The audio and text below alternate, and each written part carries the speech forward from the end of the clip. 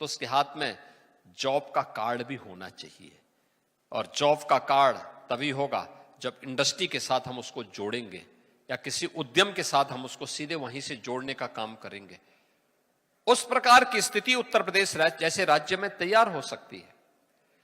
दूसरा, हमें इस बात को ध्यान में रखना होगा, हम न्यू एज कोर्सेज के साथ चल रहे हैं। इस वर्ष की थीम भी है artificial intelligence and digital skill के माध्यम से युवाओं को रोजगार के साथ जोड़ना है। हमें आज की इस न्यू टेक्नोलॉजी को अपनाना ही पड़ेगा। रोबोटिक में ढेर सारे अवसर हैं, ड्रोन टेक्नोलॉजी में ढेर सारे अवसर हैं, आर्टिफिशियल इंटेलिजेंस में अवसर की पूरी एक नई व्यवस्था है, 3D प्रिंटिंग में आपके लिए ढेर सारे अवसर हैं। लेकिन हम इस बात को भी ध्यान दें कि परंपरागत जो हमारे ट्रेड रहे हैं उसको हम विस्मृत न कर लें। याद रखना,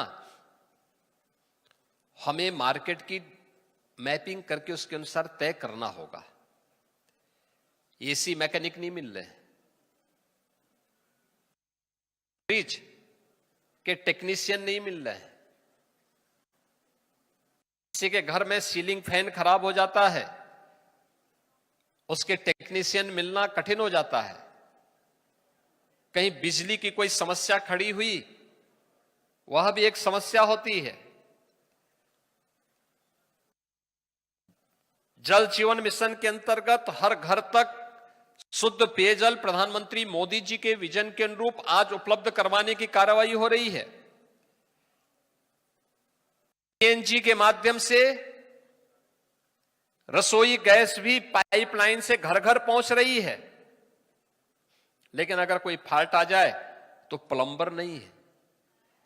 ये सभी एक साथ हमें इस फील्ड में भी अपने युवाओं को पारंगत करके उसको डिमांड के अनुसार वहां पे उपलब्ध करवाना होगा। अब याद करिए, अकेले प्लम्बर में ही उत्तर प्रदेश जैसे राज्य में 57,000 ग्राम पंचायतों में, यानी अगर आप रेवेन्यू विलेजेज की बात करेंगे तो 1,05,000 ऐसे राजस्व गांव हैं जहां पे प्लम्बर की कमी दिखती है और प्लम्बर की आवश्यकता वहां महसूस होती है। हमें उस दिशा में पारंगत होना पड़ेगा। वेल्डिंग, आज कौन सी वेल्डिंग का जमाना है? हम परंपरागत जो रॉड से पहले वेल्डिंग होता था और पुराने तरीकों से हट करके नई तकनीक को हमें अपनाना पड़ेगा।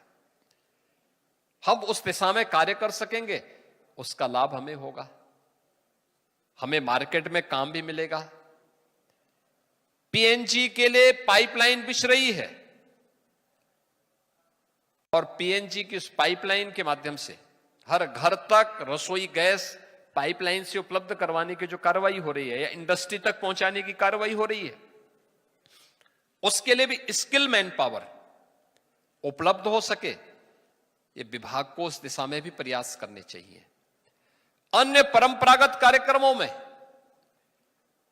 यानी अगर हमने इन सभी चीजों के साथ साथ विभाग को औद्योगिक विकास, सूक्ष्म लघु मध्यम उद्यम विभाग, इन सब के साथ मिलकर के एक ठोस कार्य योजना के साथ अपने आप को तैयार करना होगा कि एक और जहां हमें इन युवाओं को इन सभी में अधिक से अधिक अवसर उपलब्ध करवाने के ऑप्शन होने चाहिए किसी युवा के पास, कि उसकी मर्जी आए कि वह इंडस्ट्री में जा सकता है, बड़े उद्योगों में काम करना चाहता है, उसकी मर्जी आए वह सूक्ष्म या लघु मध्यम उद्यम या किसी कुटीर उद्योग में काम करना चाहता है, उसकी मर्जी आए वह स्वयं का स्टार्टअप स्थापित करना चाहता है।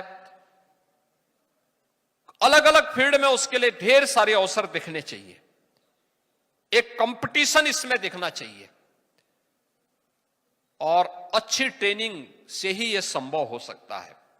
उस अच्छी ट्रेनिंग के लिए जो प्रयास किए जा रहे हैं अब तक के प्रयास सराहनीय रहे हैं, लेकिन इसमें और गति देने की आवश्यकता है, क्योंकि हमारे पास, जो मैंने भी पहले भी कहा, 56 से लेकर 60% युवा ऐसा है जो कामकाजी है।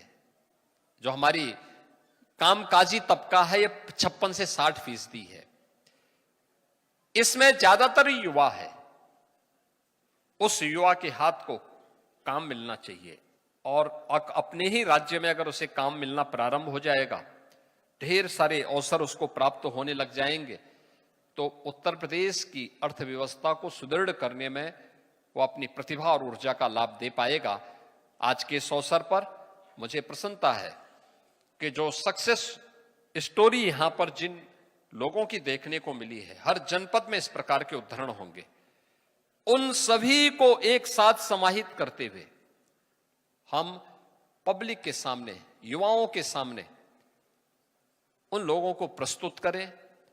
लगातार इन युवाओं को अपने प्रोजेक्ट वर्क के लिए इंडस्ट्री के साथ जोड़ें, एमएसएमई विभाग के साथ भी जोड़ें, अन्य जो भी अवसर मार्केट के हैं और दुनिया में भी, फिर पहले प्रदेश के अंदर, देश के अंदर, और जब इसके बाद अगर किसी युवा को बाहर जाने की आवश्यकता महसूस होती है, तो यहीं की इंस्टीट्यूशन में उसे लैंग्वेज की ट्रेनिंग देने की आवश्यकता है। ऐसा नहीं कि कोई व्यक्ति अगर जर्मनी जा रहा है तो जर्मन भाषा वो जर्मनी में जाके सीखे। हमारे आईटीआई में ही या हमारे उद्यम स्किल डेवलपमेंट के सेंटर में ही हम नियमित रूप से अगर आधे घंटे की भी उसकी क्लास लें, अतिरिक्त क्लासेज वहां पे चलवा लें, और वहीं पे वो जर्मन भाषा के बारे में एक बार ट्रेनिंग ले लें, और फिर वहां की डिमांड के अनुसार हम उसको वहां भेजेंगे, बहुत अच्छा उसको वहां पे रोजगार मिल सकता है, अच्छा काम वहां पे कर सकता है। बहुत सारे युवा जो बाहर गए हैं, उन्होंने इस दिशा में अच्छे प्रयास भी किए हैं, लेकिन ट्रेनिंग जापान के लोग बड़ी मांग कर रहे हैं। अभी बीच में जापान के एम्बेसडर भी आए थे, उन्होंने भी इस बारे में कहा था कि हमें यूपी के युवाओं की आवश्यकता है, स्किल मैन पावर की आवश्यकता पूरी दुनिया के अंदर है, देश के अंदर भी है और प्रदेश के अंदर भी है। उसके अनुरूप इन युवाओं को तराशना और उन्हें इंडस्ट्री की तलाश को पूरा करने में योगदान दे देना, अगर विभाग इसको करने में सफल होता है तो प्रधानमंत्री जी का विजन जमीनी धरातल पर सफलतापूर्वक आगे बढ़ता हुआ दिखाई देगा। इन सफलतम युवाओं की कहानी के माध्यम से ही हम आत्मनिर्भर और विकसित भारत के सपने को साकार कर पाएंगे। आत्मनिर्भर और विकसित भारत बनाने के लिए उत्तर प्रदेश को भी हमें विकसित उत्तर प्रदेश के रूप में स्थापित करना होगा। हमने 2029 तक उत्तर प्रदेश की अर्थव्यवस्था को $1 ट्रिलियन की इकोनॉमी बनाने का एक लक्ष्य रखा है। हमारे पास 4 वर्ष का समय है। इन 4 वर्ष की समय सीमा को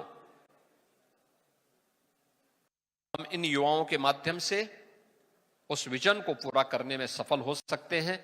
आज के इस अवसर पर मैं एक बार फिर से पूरे प्रदेशवासियों को, आप सभी युवाओं को विश्व युवा कौशल दिवस के अवसर पर हृदय से बधाई देता हूं, अपनी शुभकामनाएं देता हूं और विश्वास करता हूं कि आप सभी लोग जीवन में हताश और निराश न हो।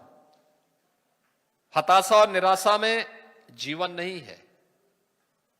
आपने देखा होगा जिन लोगों के सफलतम उदाहरण सामने आए हैं, इन्होंने अपने ऊपर कभी भी हताशा निराशा सामने हावी नहीं होने दी।